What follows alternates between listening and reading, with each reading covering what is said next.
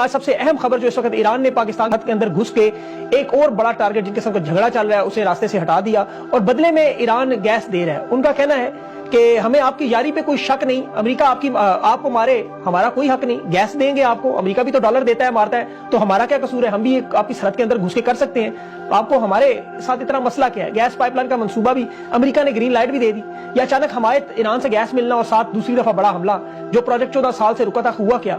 इसके साथ social media apps Twitter को मुस्तकिल बुनियादों पर बंद करने की हुकूमती कोशिश, और मिस्र में जिस तरह फौजी आमिर 90% मकबूलियत जाली मैंडेट लेकर जबरदस्ती हुकूमत 10 साल से काबिज अरब अमारात को इसराइल को बेचकर एक शहर, और उसी तरह की वारदात पाकिस्तान में बिल्कुल वही जिस तरह आईएमएफ वहां मदद करता रहा और जो इमरान खान के खत पे अब शोर मचा वो 6 अरब डॉलर की इमदाद, किस तरह वेनेजुएला के 4 अरब डॉलर इलेक्शन में धांधली से रुके, ये कुछ मामला जुड़े हुए सारे नेक्सस में जोड़ के आपको बताता हूँ, ये आप समझने के लिए आपको बड़ा जरूरी है। मुल्की सियासत में भी अगर बात करूंगा उसमें इलेक्शन के बाद अब जो तहरीक इंसाफ और इलेक्शन कमीशन के दरमियान मामलात हैं, कौमी असेंबली में तहरीक इंसाफ की अक्सरियत को खत्म करने की कोशिश ताकि सदारती जो इंतखाबात उसमें पीटीआई बड़ा अपसेट कर सकती है वो ना हो, वो क्या है और अवाम और तहरीक इंसाफ को क्या करना होगा।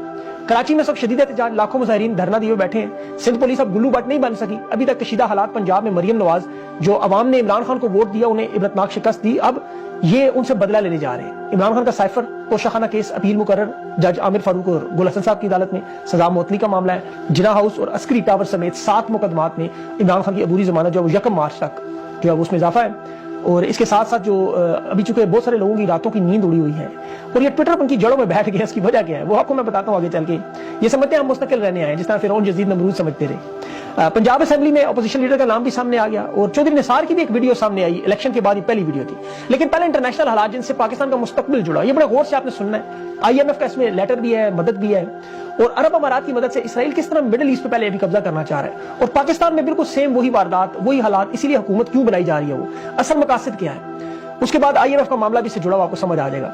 इमरान खान का जो खत आईएमएफ पे लेके जो चर्चा हुआ उस पर भी मैं बताऊंगा माजी में किस किसने क्या क्या किया हुआ है, ताकि लोगों को ये जो लिख रहे हैं ना बड़े बड़े कालम उन्हें समझ आए अमेरिका की किस तरह मदद आईएमएफ के जरिए होती है और उनकी मुनाफकत वेनेजुएला के इलेक्शन के हवाले से भी। ये अवाम को बहुत सारी चीजें समझ नहीं आ रही कि उनके साथ जुल्म होने क्या जा रहा है। अभी अरब अमारात में मिस्र में रासुल हिकमा एक कस्बा जो सारे का सारा अरब अमारात ने खरीद लिया, 15 अरब डॉलर पहले एडवांस पेमेंट कर रहे हैं 2 हफ्तों में और 20 अरब डॉलर 2 महीनों में। ये किसी भी मुल्क में दुनिया में सबसे बड़ी फॉरेन इन्वेस्टमेंट जिसमें मिस्र की हुकूमत और अरब अमारात की हुकूमत बजायर। अब ये मिस्र का सबसे बड़ा मुतनाज़ा मामला बन चुका है कि वहां जो लोकल इन्वेस्टर और ताजिर हैं वो खुद पैसे दे के अपनी हुकूमत को ये काम कर सकते हैं, लेकिन उन्हें अरब अमारात को दिया प्राइवेट तौर पे 170 मिलियन स्क्वायर पे, जिसमें शहरी आबादी, सियाती मुकाम, स्कूल, यूनिवर्सिटियां, कॉलेजेस, बिजनेस, तजारत, सब कुछ एक हब है। समझ लें कराची का दिल मिस्र ने इसराइल को बेच दिया। अब मिस्र में जो हुकूमत है वो जनरल अब्दुल फताह सीसी की है, जो डिक्टेटर है, आमिर है, और इस डील के पीछे इसराइल मौजूद है। अब यहाँ पे जो इतलात अब तक है वो यहाँ पे एक जासूसी का बहुत बड़ा महकमा इसराइल बनाना चाहता है ताकि इस खिते पर मुकम्मल असर करने के लिए अरब अमारात की मदद से अमरीकी डॉलर आपको पता है उन्होंने काबू भी कर लिया साथ। अभी जो आईएमएफ का बेल आउट पैकेज है वो भी 10 अरब डॉलर मिस्र को मिलने जा रहा है। मिस्र के हालात पाकिस्तान से मुख्तलिफ नहीं है, वो 35 अरब डॉलर बतौर के खजाने में मौजूद है, हमारा सिर्फ 8 है। उनका 1 डॉलर के मुकाबले में 31 पाउंड का वो है और हमारा आपको पता है कि हालात 1000 गुना मईशत में हमसे बेहतर है। लेकिन अब्दुल फताह सीसी जो एक मिलिट्री डिक्टेटर है उसने हालिया इलेक्शन में जो तबाही और बर्बादी की 90% वोट ले लिया, 90%, और उसकी मुखालफत में कोई उम्मीदवार ही नहीं सामने आया।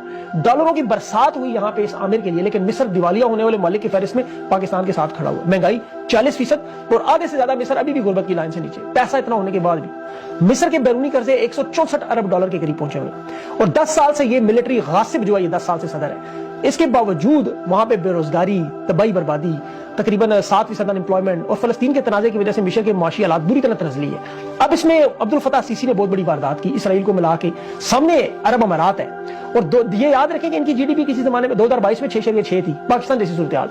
आज पाकिस्तान में तो माइनस में हम चले गए, वहां जरा तबाही बर्बादी का सिलसिला उन्होंने मुख्तलिफ अंदाज में रखा।